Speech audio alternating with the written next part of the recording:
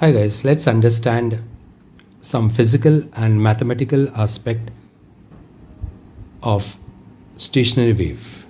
Alright, to begin with, equation of progressive wave is y is equal to a sine 2 pi nt plus minus x over lambda. Whereas equation just derived of stationary wave is a sine 2 pi nt.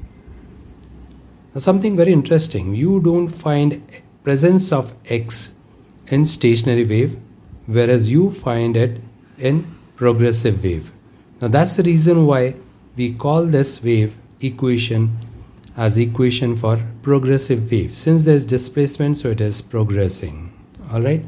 Now in this case, there is no presence of x, that is displacement, so it is stationary. So it is stationary. Alright, it's stationary in between these two boundaries. Alright.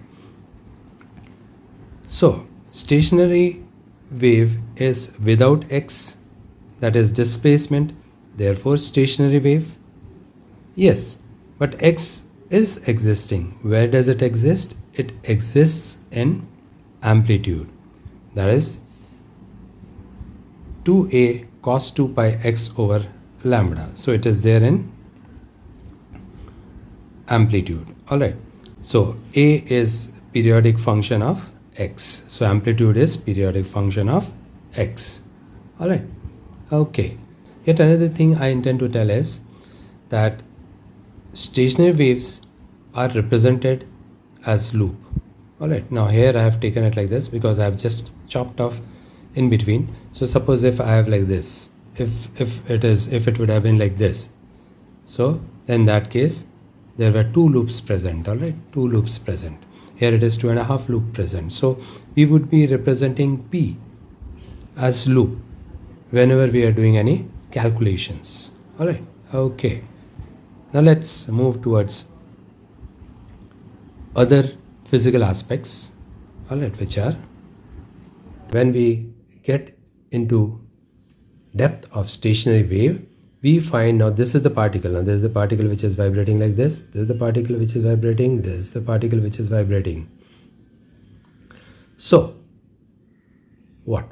Now if I take that particle over here, now this particle I represent it over here, and this particle I represent it over here. So what do we find?